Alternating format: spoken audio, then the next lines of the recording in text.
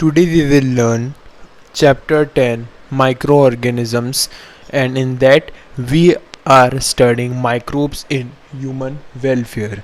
In this chapter we will be discussing about various uses of microbes. Let's see what do we mean by microorganisms.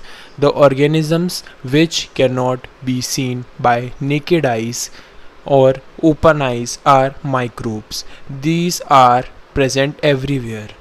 There are three areas where the humans and any other life forms cannot exist, but the microbes exist over there, and the examples of those microbes are also given. Thermal vents, there exists Thermus aquaticus.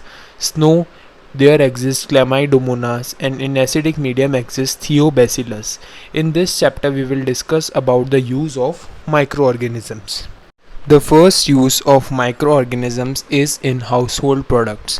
So, milk which is converted into curd is due to lactic acid bacteria. These are also called as lactobacillus. They coagulate and digest the milk proteins, and they release lactic acids which help in the coagulation and digestion of milk proteins. They also enhance the nutritional value of milk by increasing the content of vitamin B12. That's why it is advised that curd is more nutritious than milk. So in this case, lactic acid bacteria, which are also called as lactobacillus, play an important role. The second one is dough, like idli, dosa and bread are puffed due to the production of carbon dioxide gas, and this is by the another bacteria which is yeast. So here this microbe yeast is helping in the carbon dioxide production, which puff the dough, means makes swells the dough. The example of dough: idli, dosa, bread, also cake. Now the third example for household product is toddy. So toddy is a traditional drink which is used in many parts of southern India, and this is fermented with the help of palms. These are fermented from palms, which are actually the plants, and this is done with the help of yeast. This is the third use of the microbes, that is yeast.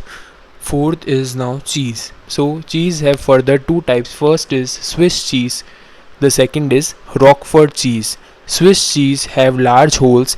This is due to the production of CO2 or carbon dioxide gas from their surface, which is done by Propionibacterium shermani. The next one is Roquefort cheese. Now these Roquefort cheese are very tasty because of their flavor, and this is due to a specific fungi. So these two are also the microbes helping in household products and their processing. The next topic that we are going to discuss is the use of microbes in industrial products. Now in that the first heading is beverages. So here only one main bacteria that the name you need to learn is Saccharomyces cerevisiae. Now this is also known as baker's or brewer's yeast. These are used in to ferment malted cereals, and they produce ethanol. Because of this ethanol production, they are used for fermentation. The same yeast is also used as baker's yeast in the bread production. Now you need to remember that whiskey, brandy and rum, these need to be done distillation so that they can be produced with the help of microbes, whereas wine and beer without distillation can also be produced.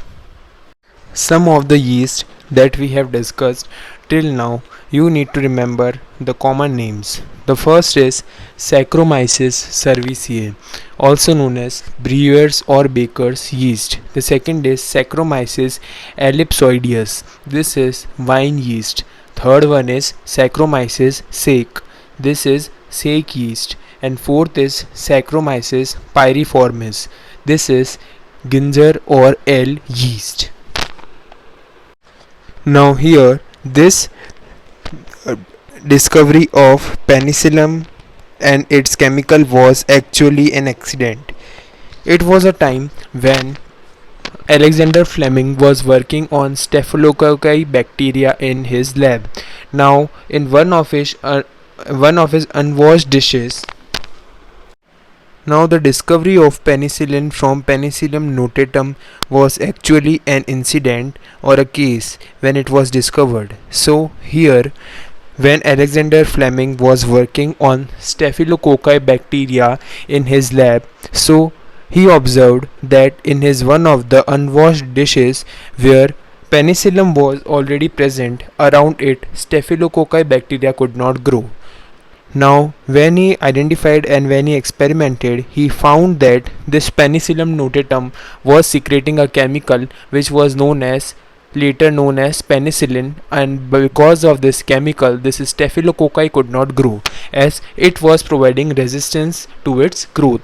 So, penicillin, that was the chemical, was called as penicillin and was discovered by Alexander Fleming and was named after the name Penicillium notatum.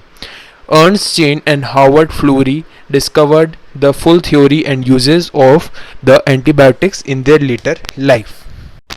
Also, this penicillin that was obtained from Penicillium notatum was used to cure soldiers in the World War II, and afterwards Ernst Chain, Howard Florey and Alexander Fleming were given the Nobel Prize in 1945. Nowadays, against Kali Khansi, that is known as whooping cough, diphtheria, that is also known as gulgotu, and against plague also, the antibiotics are discovered.